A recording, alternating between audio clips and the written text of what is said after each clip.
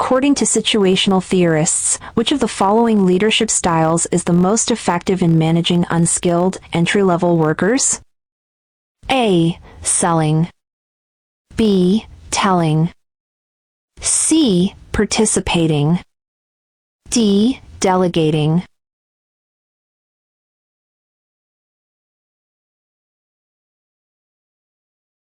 In which stage of project management are the planned deliverables and timelines most likely to be established? A. Implementation.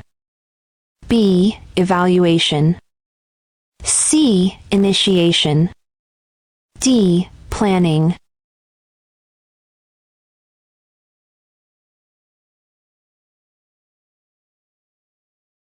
Analyzing the future hiring needs for an annual strategic plan is the best example of which of the following? A. The Delphi technique. B. The nominal technique. C. Forecasting. D. Cost-benefit analysis.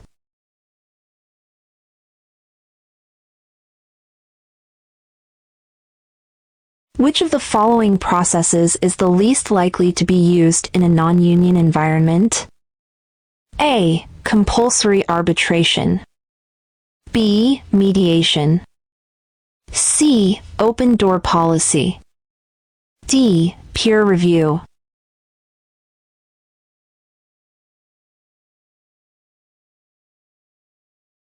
In what succession plan approach are 3 or more potential candidates identified, all with various levels of readiness for promotion? A. Co-sourcing. B. Labor market. C. Replacement plans. D. Talent pool.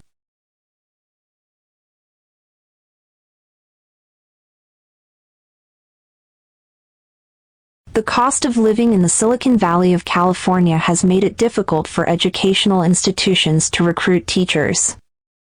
This is because teachers cannot typically afford the housing costs in the areas where the schools are located. This is the best example of which element of a SWOT audit? A. Threat. B. Weakness. C. Opportunity. D. Strength.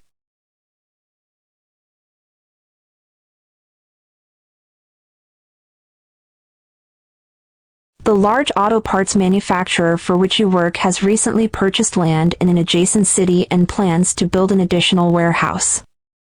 This is the best example of which of the following? A. A brownfield operation. B. A greenfield operation.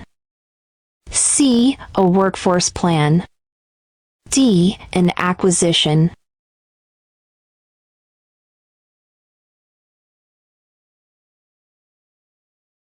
What is the purpose of the generally accepted accounting principles, GAAP?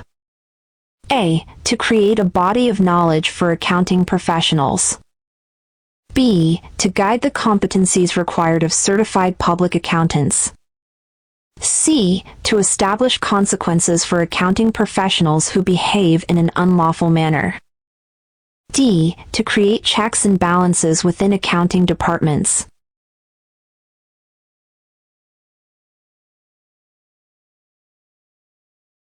Which of the following describes an employee involvement strategy which requires organizational commitment at all levels of the organization, especially management, for it to be effective? A. Employee suggestion systems. B. Alternate work schedules. C. Participative management. D. Teams.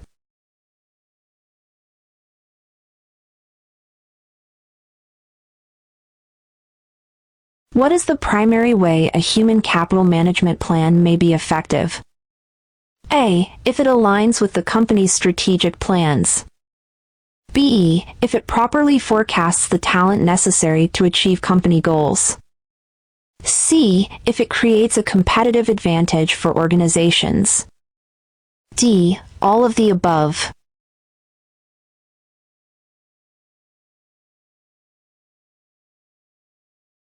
As an HR professional, you must understand the laws and regulations which affect employee compensation. Which of the following was the first to address a minimum wage for employees? A. Davis-Bacon Act. B. Walsh-Healey Public Contracts Act. C. Fair Labor Standards Act. D. Portal-to-Portal Act.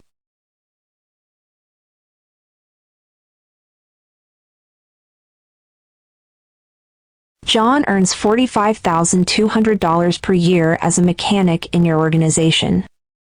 The $42,500 per year does not include earnings John may have through shift differentials, benefits, overtime, incentives, and bonuses. Which one of the following terms best describes the $45,200 per year that John earns? A. Variable pay. B. Hygiene factor pay. C. Base pay. D. Market demand pay.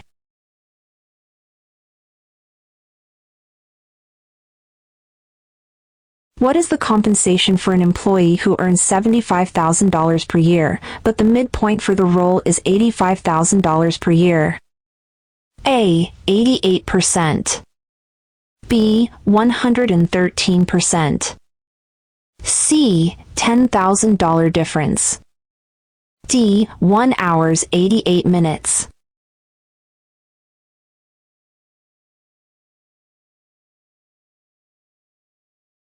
Which of the following is an example of a non-qualified deferred compensation plan? A. An excess deferral plan. B. A target benefit plan. C. A money purchase plan. D. A cash balance plan.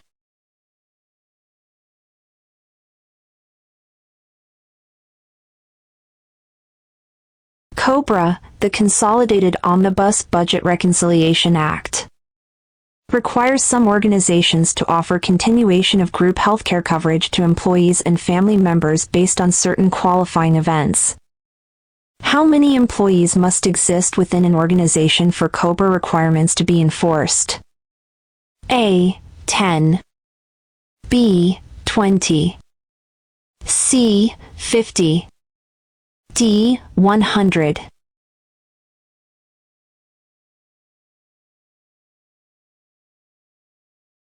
Robert is the HR professional for his organization, and he's speaking with the Federation chairman about the labor and the direction of unions. What is a federation? A. A federation is the same as a union.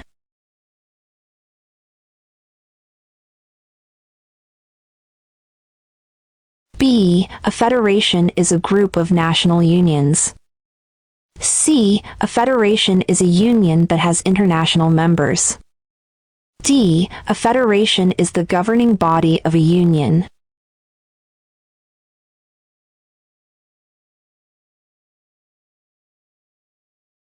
An employee has come forward with an allegation of quid pro quo harassment by her supervisor. As the HR manager, you are responsible for investigating the complaint.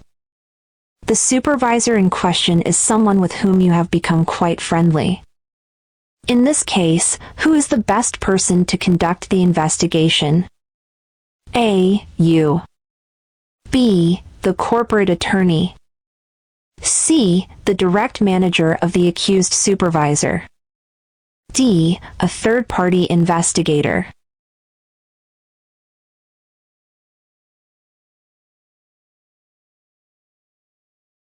Which of the following are the benefits of gain-sharing programs?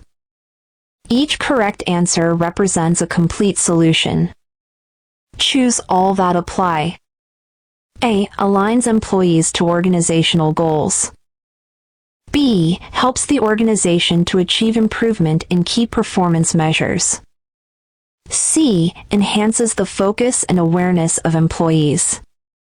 D. Employees are paid based on group performance rather than individual performance.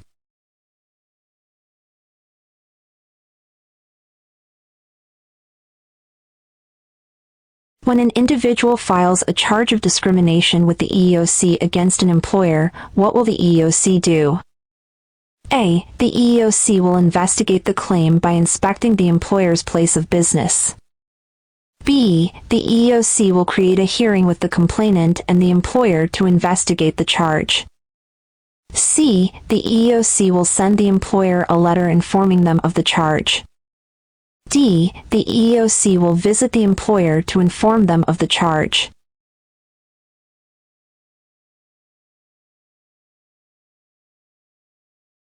As a senior HR professional, you must be aware of contracts, laws, and commitments made to employees. Which of the following statements is an example of an express contract that could affect a person's employment? A. You'll have a job as long as we're in business. B. Either party, the employer or employee, can terminate the employment relationship at will. C. If you quit that position in our company, we'll give you this position here.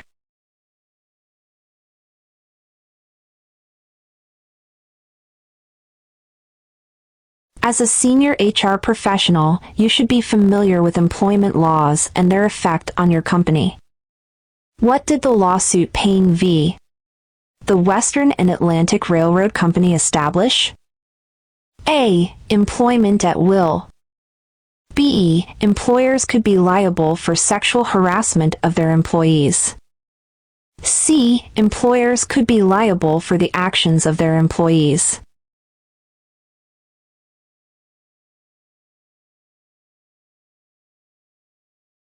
What term is assigned to the barriers that women and minorities may face when trying to advance to senior levels of an organization? A. Societal barrier. B. Internal structure barrier. C. Governmental barrier. D. Glass ceiling.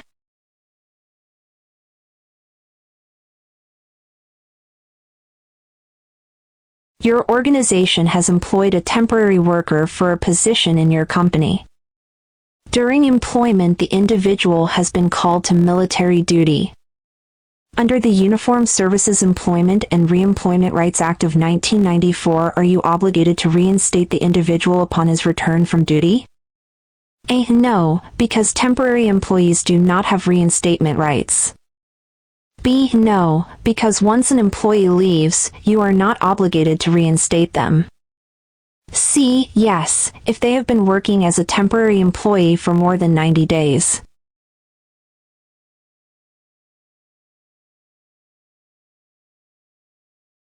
Mark is a contractor for the Clean Sweep Chimney Company. When the Clean Sweep Chimney Company has work that they can't manage, they'll send Mark to the customer site to quote on the work based on their standardized fees and complete the work on their behalf. The company will pay Mark for his time. Mark, however, often tells the homeowners what the Clean Sweep Chimney Company will charge, but he can personally do the job for less than the Clean Sweep Chimney Company. What is this an example of? A. Bait and switch. B. Breach of duty of loyalty.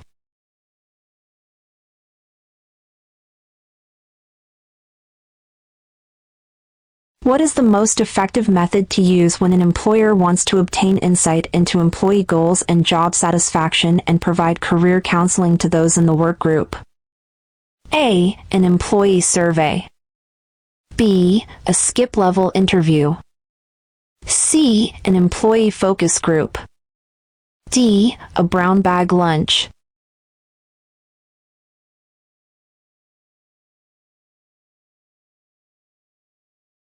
Which of the following functional areas covers activities related to planning for and managing entry into and exit from the organization to meet changing business needs?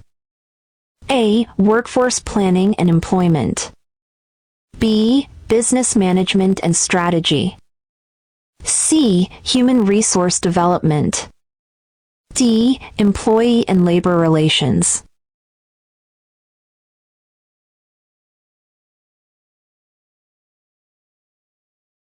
According to Knowles, there are 5 key assumptions about how adults learn. One of the assumptions is the learner's need to know. Which of the following statements is best associated with the assumption of the learner's need to know? A. I'm ready to learn this because what I learn will help me function better in some way. B. I understand why I need to learn this. C. What I learned today will help me solve problems at my workplace tomorrow.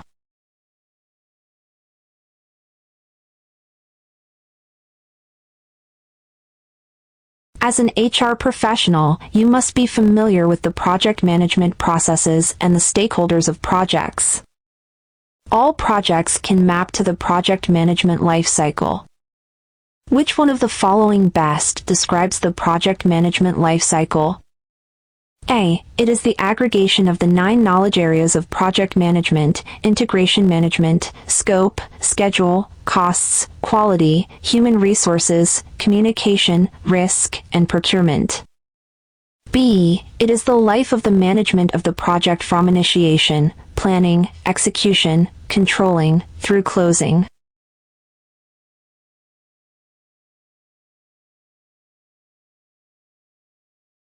The Department of Labor establishes the rules for unemployment insurance and associated claims. Who administers the unemployment? A. The Department of Labor. B. Each state. C. Insurance companies. D. Each organization.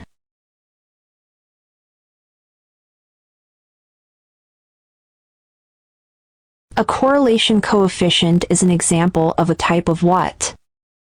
A. Qualitative analysis. B. Quantitative analysis. C. Job evaluation. D. Learning matrix.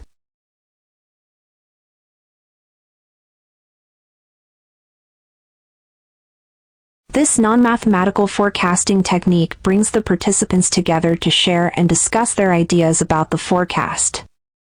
The ideas are then ranked based on the group's input. What technique is discussed? A. Management forecasts. B. Delphi technique. C. Nominal group technique. D. Brainstorming.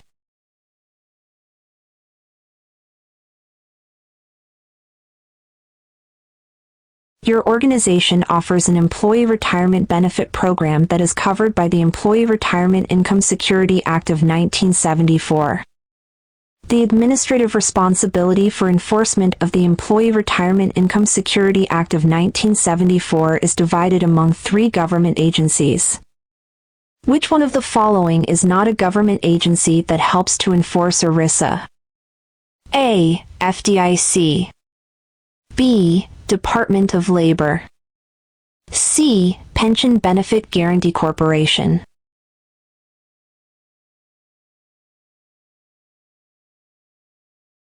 You are the HR professional for your organization.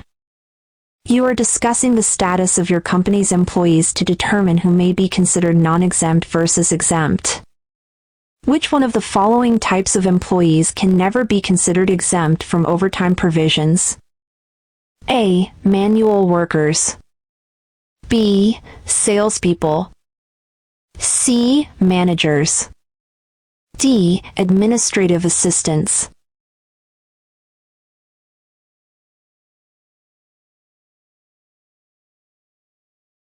Holly and Gary are HR professionals in their organization, and they are working to develop the strategic plan for their organization.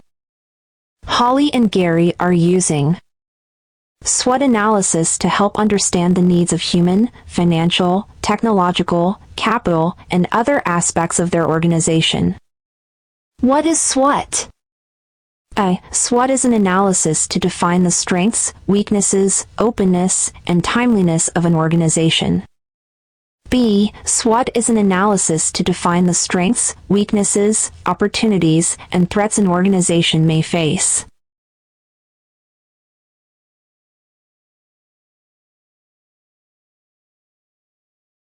There are many different types of organizations that people create to accomplish business goals.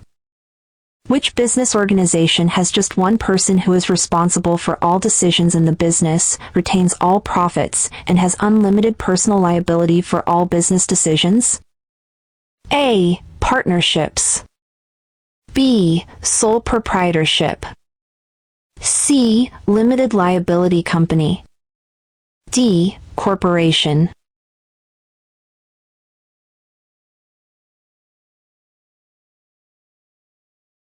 When you compare your company's return on investment to that of the competition, you'll see that it's a little lower. What is the most effective course of action? A. Compare the company's return on equity, ROE, with competitors. B. Develop a new strategic plan for the business. C. Adjust the strategic plan to increase investment. D. Adjust the strategic plan to maximize the value of expenses.